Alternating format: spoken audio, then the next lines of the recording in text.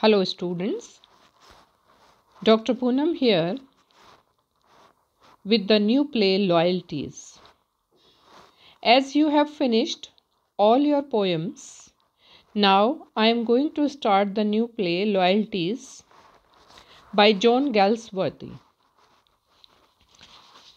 Loyalties means the act of being true and faithful.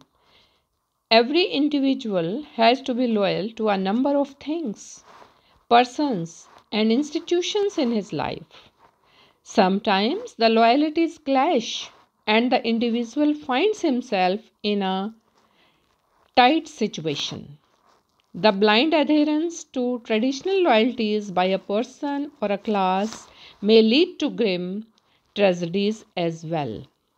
With this problem in mind, Galsworthy wrote his Loyalties in 1922. It is a social drama in 3 acts. Observance of loyalties at various levels. As I told you, loyalties का अर्थ क्या होता है? वफादारी.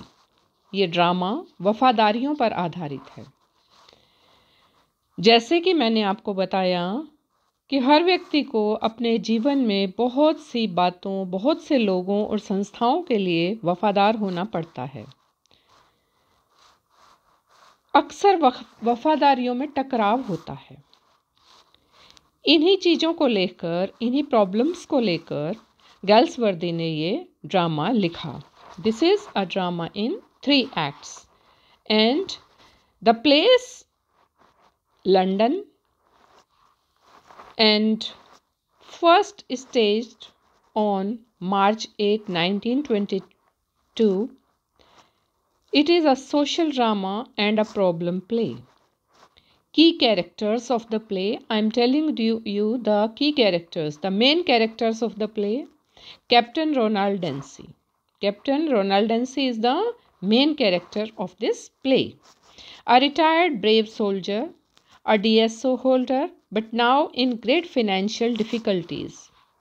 Next, main character is Ferdinand D. Lewis, a young rich Jew. Captain Dempsey is a Christian and Ferdinand D. Lewis is a rich Jew. I will tell you the short summary of this play.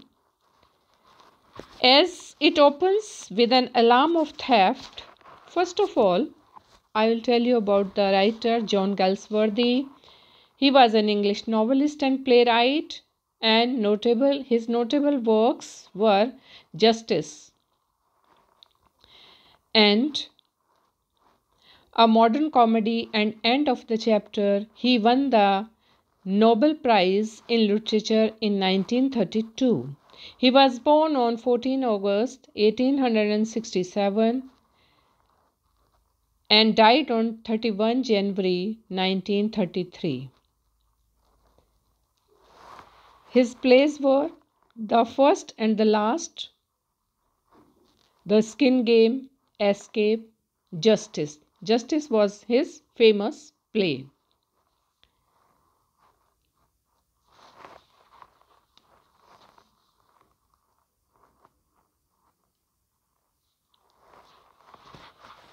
Now, I will tell the short summary of the play. As it opens with an alarm of a theft of £1,000 in one of the rooms of a country house called Meldon Court. Meldon Court उस जगह का नाम है जहाँ पर कि कई लोग रहते थे. एक बड़ा घर है और उस मेल्डन कोर्ट का ओनर है Charles Windsor. The time is about 11:30 at night. Charles Windsor is the owner of the house. D. Lewis, General Canning, Margaret Orme, Dempsey and his wife live as guests in it. These are all the characters in the play. Dempsey as an ex-captain is badly hard up. He has married a very simple and doting girl named Mabel.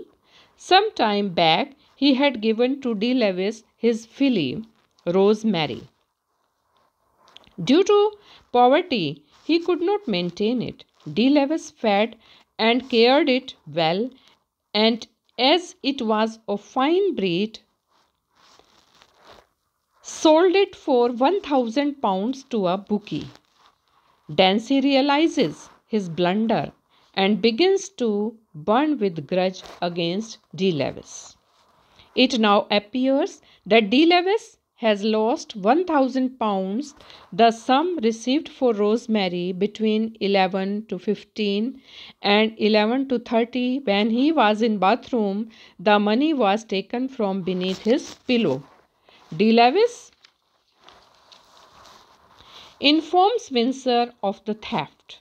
He asks him to call in the police for investigation.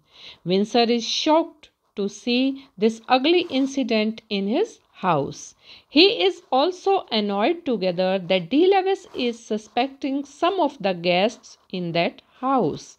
Moreover, D. Lewis is thought to be only a young bounder by him, and though he is tolerated in society because of his wealth, he is after all only a damned Jew, and his forefathers sold carpet in the city. Then 1,000 pound की चोरी के समाचार की हलचल से होती है इस प्ले की शुरुआत। जैसा कि मैंने आपको बताया, रात के 11:30 बजे का समय है और उस हाउस के ऑनर हैं चार्ल्स विंसर, और उस घर में D Lewis, General Canning, Margaret ऑम, डैंसी और उनकी पत्नी मैबल डैंसी रहते थे एक गेस्ट के रूप में। डैंसी एक कैप्टन रह चुका है, वो बड़े आर्थिक संकट से गुजर रहा है। उसने मैबल नाम की एक बहुत सुंदर सीधी साधी लड़की से विवाह किया है और थोड़े ही समय पहले उसने डी लेविस को अपनी रोजमेरी नाम की घोड़ी बेच दी थी। उसने दे दी थी उसको। निर्धनता के कारण वह उसको रख नहीं सकता था, बहुत ज़्यादा गरीबी में जीवन गुजर रहा था कैप्टन रोनाल्ड डैंसी का, इसीलिए उसने अपनी घोड़ी डी लेविस को दे दी कि तुम इसको ले लो। डी लेविस ने उसकी खूब सेवा की और जैसा कि वो एक बहुत अच्छी ब्रीड थी, बहुत अच्छी नस्ल की घोड़ी थी, जो कि डैंसी को भी नहीं पता था, और उसने उसको 1,000 पाउंड में रेस के कर्मचारी को बेच दिया। डैंसी अपनी गलती के कारण बहुत ज़्यादा पछताने लगा और डी लेविस से एक एनिमिटी की फीलिंग रखने लगा। और उसके बाद after a little discussion, the police is called. The room is thoroughly examined. The creepers on the window have been disturbed. It has rained that night. The thief seems to have taken a long jump of about 7 feet in the rain to enter the room. D. Lewis, who knows it well that Dancy is almost his enemy and also a daredevil in jumping. Dancy को बहुत ज़्यादा महारत हासिल था कूदने में, बहुत ज़्यादा छलांग लगा देता था ऊंची। Strongly suspects Dancy of the crime. He makes no efforts to hide its suspicion, though he does not declare it directly. Windsor and General Canning get angry with him. How can they tolerate anything so incriminating against a person of their own set and religion? Loyalties at so many levels being or operate right from here. General Canning और Windsor ये बर्दाश्त नहीं कर सकते थे कि हमारी community के व्यक्ति को, जो कि कैप्टन रोनाल्ड डैंसी क्रिश्चियन है और एक ज्यू कौन है? डी लेविस, वो उस पर चोरी का इल्ज़ाम लगा रहा है, वो ये बर्दाश्त नहीं कर सकते थे। सो यहाँ से ही लॉयल्टीज़ की शुरुआत हो जाती है। Windsor and Canning even try their best to persuade the young Jew D. Lewis to shed his suspicion. They take Dancy to be above board, but while cross-questioning him, Canning puts his hand on his arm. It is wet, Although there can be a dozen explanations for it, Canning cannot resist suspecting him at this time. The next scene takes place in a club. D. Lewis repeats his charge against Dancy before so many members and insists on the matter being brought to the court. Canning and others of his like try various threats to stop his tongue. They want the scandal to be nipped in the bud. If Dancy is humiliated, they fear that their honor shall also suffer much. This is their loyalty. This is their loyalty to Captain Ronald Dancy.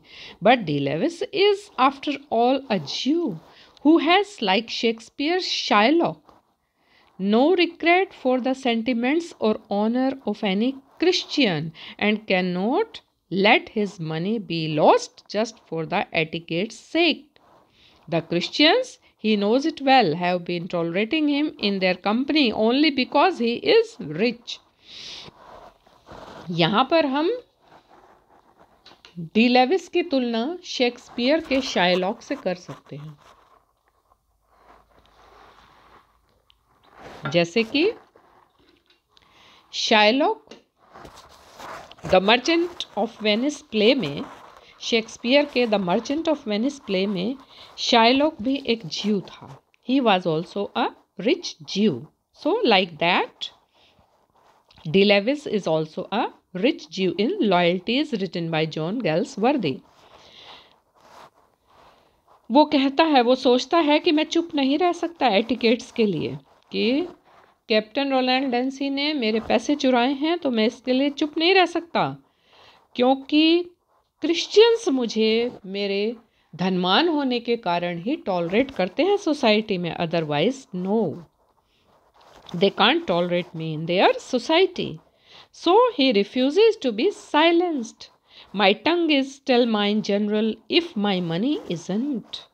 वो कहता है, says to Canning. Dancy's hot, challenging and insulting words in the club destroy even any remote possibility of D. Lewis dropping the matter. From the club, the scene shifts to Dancy's flat. Mabel, Margaret Orme and Adela talk about the coming scandal. Mabel is greatly shocked, as she was so far in dark about her own husband being suspected of the theft.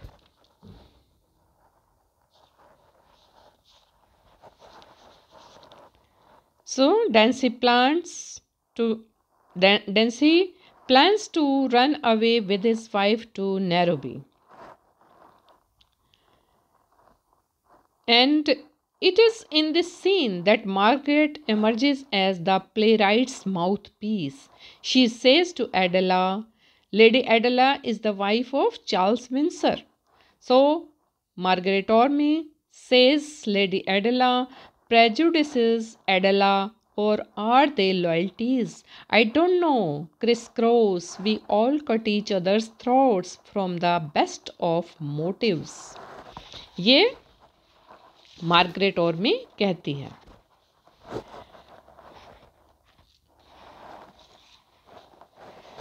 And now Dancy plans to run away with his wife to Nairobi. It shall be the best and easiest escape from the Hotting scandal. But Mabel presses him to stay and fight a suit of defamation to have his honor restored. Dancy yields. They go to Twisden, a famous lawyer. Here, Twisden is a famous lawyer of that place. 3 months pass. We are shown Twisden's office. Twisden is Dancy's lawyer. He seems to be a highly alert and prosperous lawyer, widely respected as much for his uprightness and fine manners as for his professional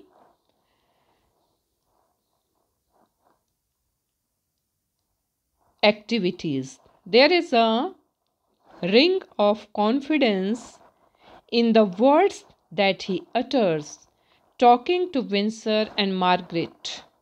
even after knowing that Dancy's shoulder was damp that night. Twiston says that the chances of Dancy winning the case are quite bright. Only a few minutes later, a person named Gilman enters Twiston's rooms. He informs Twiston that he has been following the Dancy case and immediately produces one of the stolen notes.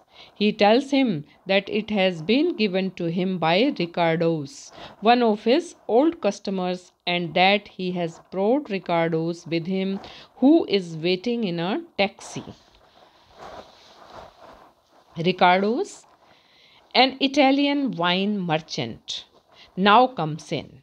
He, after considerable enjoying and names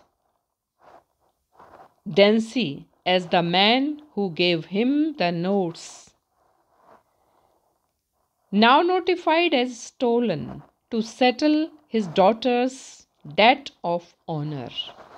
The mystery of the theft is now perfectly resolved, though much to Twiston's chagrin. Twiston realizes that his loyalty to his profession no more submits him to conduct the case. A sudden reversal takes place in the Dancy case. On his subsequent visit to the lawyer the next morning, Dancy is plainly told that all corroborates and that the case is dropped. Twiston advises him to leave at once for Morocco. Before the police come to arrest him, Canning, Margaret, and others are shocked both at Dancy's conduct and at Twiston's dramatic decision. DeLewis also comes unexpectedly at this time. He says that he is satisfied that his suspicion now stands corroborated, but he does not want that Dancy should be arrested. He does not want even his money back. Dancy is only dazed at all this. The last scene, a few minutes later, show as Mabel and Dancy in their retiring room. So, here in the play, in the last scene, we see Dancy and Mabel.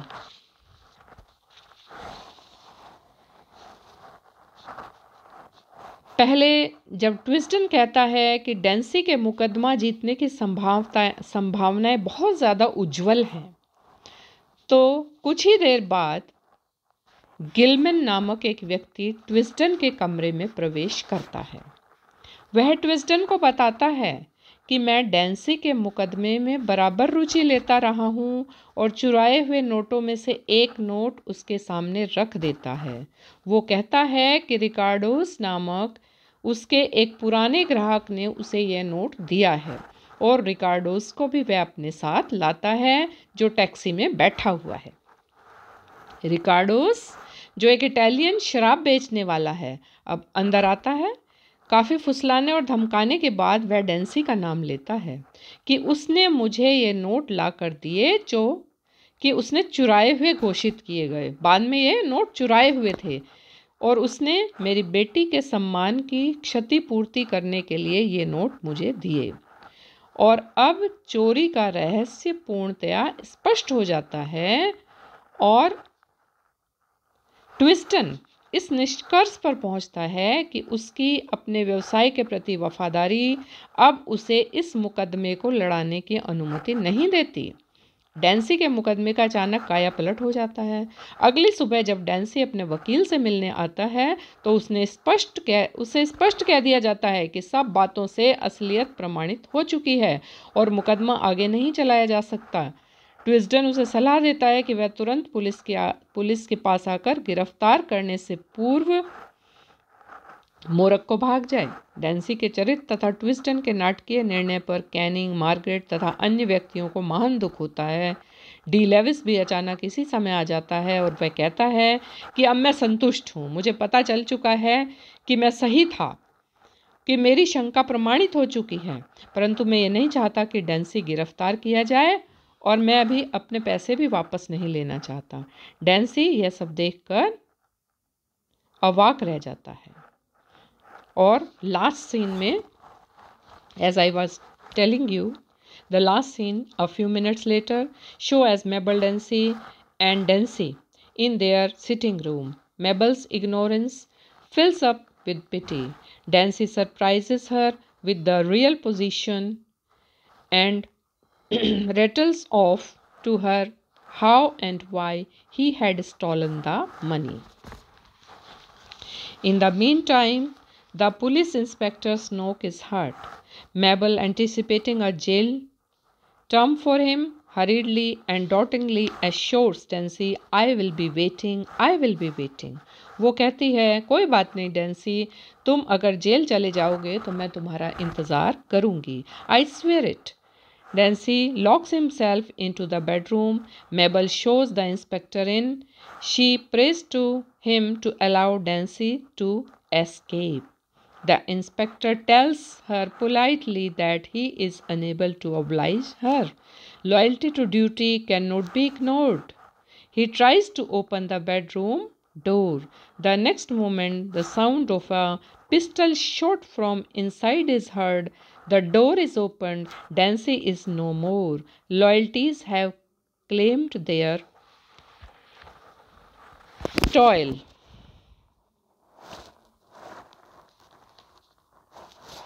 Here, इस तरह से यहाँ पर ये play का and हो जाता है